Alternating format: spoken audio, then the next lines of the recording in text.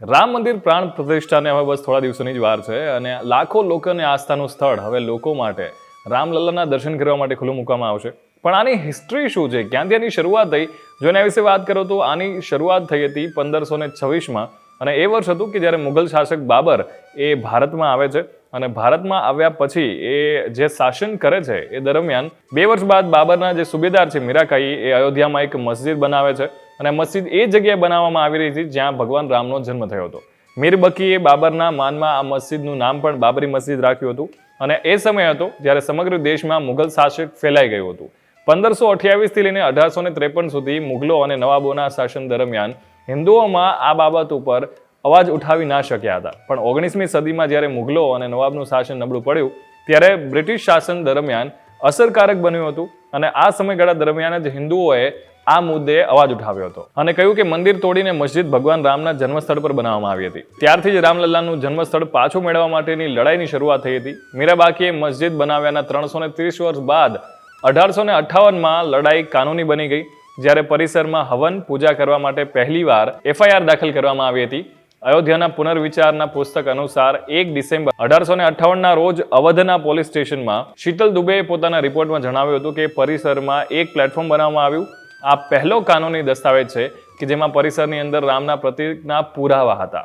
આ પછી તારની વાડ ઊભી કરવામાં આવી અને મુસ્લિમો અને હિન્દુઓએ વિવાદિત જમીનના આંતરિક અને બાહ્ય પરિસરમાં અલગથી પૂજા અને પ્રાર્થના કરવાની મંજૂરી આપવામાં આવી હતી.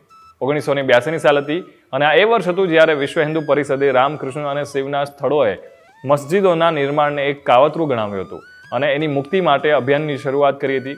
2 વર્ષ પછી 8 એપ્રિલ 1984ના રોજ દિલ્હીમાં સંતોએ અને હિન્દુ નેતાઓએ અયોધ્યાના શ્રી રામ જન્મભૂમિ સ્થળની મુક્તિ અને અનલોકિંગની માટે આંદોલન કરવાનો નિર્ણય કર્યો. જાન્યુઆરી 1981માં પ્રયાગમાં કુંભ મેળા દરમિયાન મંદિર નિર્માણ માટે પણ ગામડે ગામડે શિલાપૂજન કરવાનું નક્કી કરવામાં આવ્યું અને પાછું 9 નવેમ્બર 1989ના રોજ શ્રી રામ જન્મભૂમિ સ્થળ પર મંદિરના શિલાન્યાસની જાહેરાત કરવામાં આવી હતી. ભારે વિવાદ અને ખેંચતાણ બાદ તત્કાલીન વડાપ્રધાન રાજીવ ગાંધીએ શિલાન્યાસ માટે મંજૂરી આપી હતી અને આ શિલાન્યાસ બિહારના રહેવાસી કામેશ્વર ચોપાલે કર્યો હતો. 30 સપ્ટેમ્બર 2010ના રોજ અલ્હાબાદ હાઈકોર્ટે આ સ્થળને 3 પક્ષકારો શ્રી રામલલ્લા વિરાજમાન, નિર્મોહી અખાડા અને સુન્ની સેન્ટ્રલ વફક બોર્ડ વચ્ચે સમાન રીતે વહેંચવાનો આદેશ આપ્યો. ન્યાયાધીશે જન્મસ્થળને ધ્યાનમાં લીધું અને જ્યાં મૂર્તિઓ મધ્ય ગુંબજની નીચે મળી આવી હતી અને આ પછી મામલો સુપ્રીમ કોર્ટમાં પહોંચ્યો. 21 માર્ચ 2017ના રોજ સુપ્રીમ કોર્ટે મધ્યસ્થતા દ્વારા મામલેને ઉકેલવાની રજૂઆત કરી. સાથે જ એમ પણ કહ્યું કે જો બંને પક્ષ સહમત થાય તો એ માટે પણ તૈયાર છે. 6 ઓગસ્ટ 2019ના રોજ સુપ્રીમ કોર્ટે રોજની સુનાવણી શરૂ કરી. 16 ઓક્ટોબર 2019ના રોજ સુપ્રીમ કોર્ટમાં સુનાવણી પૂર્ણ થઈ અને કોર્ટે ચુકાદો અનામત રાખ્યો. આ પહેલા સુપ્રીમ કોર્ટે 40 દિવસ સુધી સતત સુનાવણી ચાલુ રાખી હતી અને 9 નવેમ્બર 2019ના દિવસે 134 વર્ષ બાદ આ જે જંગ ચાલી હતી એના અંતિમ ચુકાદાનો સમય આવી ગયો હતો. 9 નવેમ્બર 2019ના રોજ સુપ્રીમ કોર્ટે સંબંધિત સ્થળને શ્રી રામ જન્મભૂમિ અને 2.77 એકર જમીનને રામલલ્લાની માલિકીની માની હતી.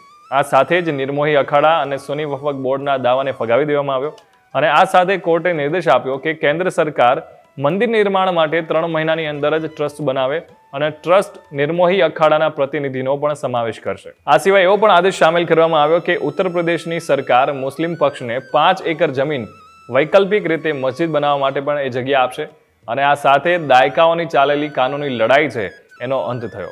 5 ફેબ્રુઆરી 2020ના રોજ વડાપ્રધાન નરેન્દ્ર મોદીએ અયોધ્યામાં મંદિરના નિર્માણ માટે રામ જન્મભૂમિ તીર્થ ક્ષેત્રની રચના કરવાની જાહેરાત કરી અને બરાબર 6 મહિના પછી એટલે કે 5 ઓગસ્ટ 2020ના અયોધ્યામાં રામ મંદિરનો શિલાન્યાસ કરવામાં આવ્યો જેમાં PM મોદીએ હાજરી આપી હતી અને હવે 22મી જાન્યુઆરી 2024ના રોજ જ્યારે ભગવાન રામનો અભિષેક થશે ત્યારબાદ મંદિર લોકો માટે ખોલવામાં આવશે અને લાખો કરોડો લોકોની આસ્થાનું આ સ્થળ ફરીથી જીવંત બની જશે.